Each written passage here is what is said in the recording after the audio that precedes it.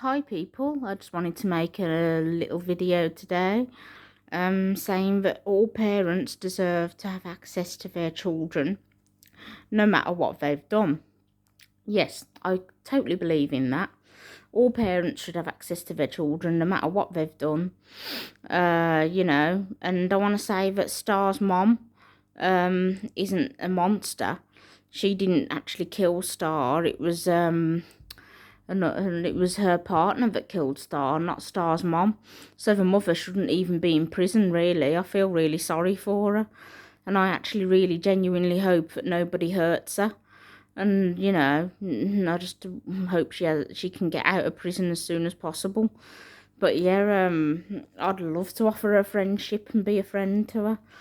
And I'd like to say that, yeah, I've got 2 kids, and I'm never allowed to see them, basically. Never allowed to see them whatsoever. Been kept from me for no reason. Just because I've got a long criminal history and all that doesn't mean that I can't see my kids. But yeah, it's basically just all wrong gone wrong, really, in that sense, and I've never been able to see them. My daughter was born, and ever since she was born, I've never really seen her. At the very start, they had supervised contact in a contact centre, and then that stopped, and then just like it all went wrong, basically, and I went completely and utterly lost the plot. I went off the rails, and I lost the plot, and basically I ended up phoning nurseries and threatening to kill everyone and saying, oh, I had guns and knives, I was armed, I was coming down to all these different nurseries, about 8 nurseries, they said, on the Google articles, because, yeah, there was loads of articles, because my real name's Rebecca Cooper, you see. Yeah, my real name's Rebecca Cooper. And all you have to do is literally search that name, Rebecca Cooper Dudley, and it all comes up about my history and stuff, and all the stuff I've done. I've basically had a bit of a tough life, really, and then I had all this problem of I used to prank call the police again and again and again and again and again and again and again on 999. When I was young, a juvenile.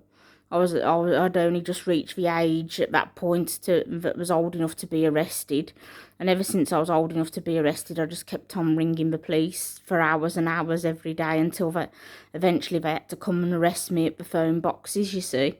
Because I'd go to a phone box, go out for a walk, go to a phone box, ring the police, say, oh, it's Zebedee Zebra on the phone, or say there's a zebra in the road, or there's a lion in the road, there's a tiger in the road, there's a horse in the road, a donkey in the road, oh, you've won a free holiday to Barbados, or something really daft. So that was basically what I used to do a lot. And then it was basically on and on and on and on and on and on and on and on, and that went on for goodness knows how long, and I always got away with it in court really lightly. I was always getting away with it because I've got special needs. I've got autism and learning disability part of it as well. So yeah, I always got away with it in court again and again and again and again. And sometimes I was done for assaulting police officers, because when they'd turn up to arrest me, I used to actually kick or spit at them and all that, and be quite abusive to the officers. So that was another thing I got done for. Then perverting the course of justice by making up false rape allegations against 2 blokes. I got done for that, and still never went to prison until eventually they just had to send me to a secure children's home in the end, because of basically it went on, and eventually they had no choice.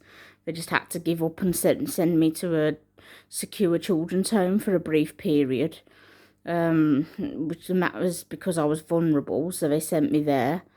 But yeah, and then as soon as I was old enough to start going to Foston Hall Prison in Derbyshire, I started going there for prank calling the police, and And then it was, basically I never learned the lesson. And then it was,